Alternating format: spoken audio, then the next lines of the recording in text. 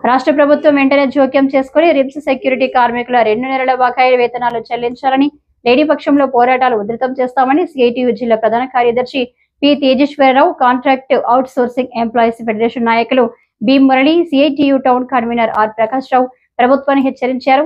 Srikakulam RIMS contract outsourcing workers union ఆధ్వర్యంలో మంగళవారం government general hospital security కార్మికుల 2 నెలల బకాయి వేతనాలు వెంటనే చెల్లించాలని, కార్తికేయ సెక్యూరిటీ కాంట్రాక్టర్ నిర్లక్ష్య వైఖరిని నిరసిస్తూ గవర్నమెంట్ జనరల్ హాస్పిటల్ వద్ద కార్మికులు ఖాళీ కంచాలతో నిరసన తెలిపారు.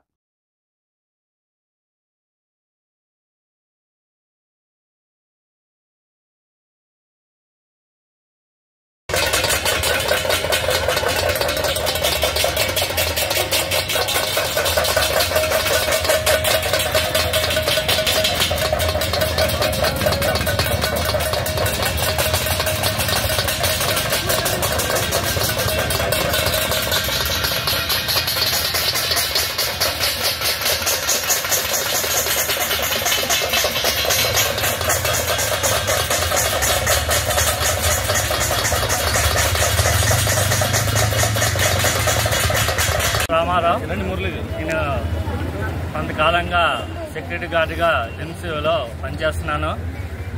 కార్తికేయ కొత్త కాంట్రాక్టు జూన్లోన వచ్చింది.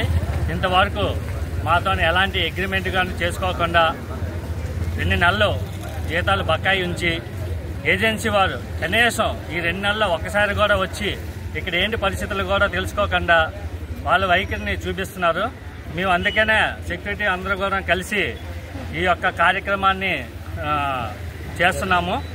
మాకు 2 నెలల జీతాలు తప్పనిసరిగా చెల్లించి మా ఆర్థిక బాధలను వాళ్ళు గమనించి మా ఆర్థిక బాధలు తొలగించాలని కోరుచున్నాను.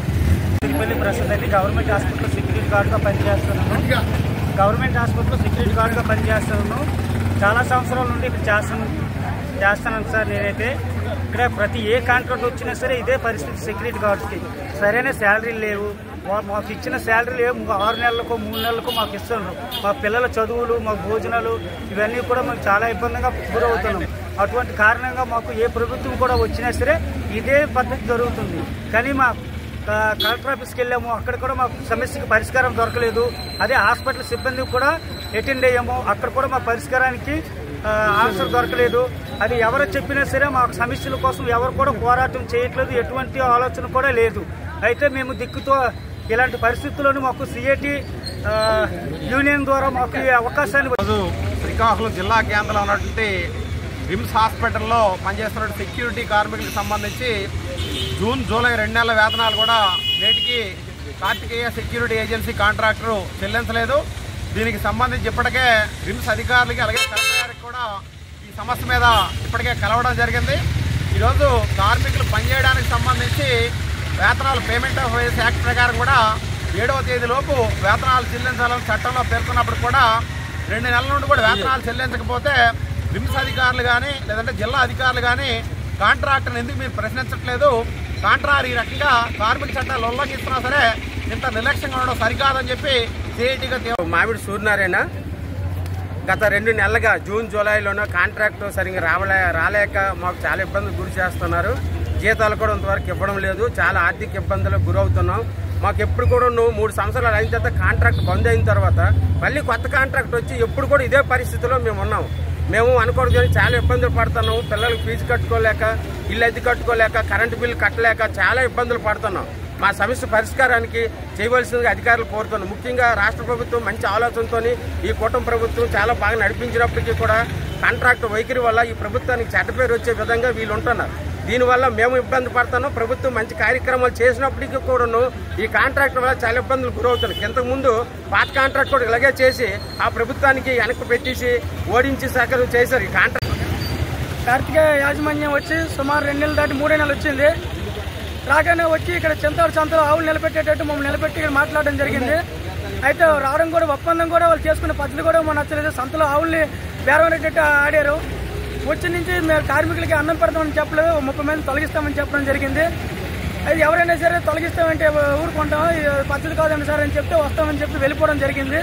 అయితే ఇంతవరకు మేము చెప్తే 1 సారి 2 సార్లు వచ్చారు. వచ్చి ఇక్కడ ఉన్న కొత్తగా ఒక అధికారి వచ్చారు, జేడీ సార్ అని ఆయన ఆయనతో ఏదో సంప్రదింపులు చేయడమే జరిగింది.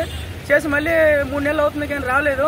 అయితే మేమైతే ఫోన్ చేస్తే మీకు ఇప్పుడు మండుతుందా అంటున్నారు తప్ప వచ్చే సమాధానం అయితే లేదు. కానీ ఇప్పటికి మేము డ్యూటీలు అయితే మేము తప్పకుండా చేస్తున్నాం. ఏదైతే సిరిగిపోయిన బట్టలతోనే పాత యాజమాన్యం ఇచ్చిన బట్టలతోనే డ్యూటీ అయితే చేస్తున్నాం.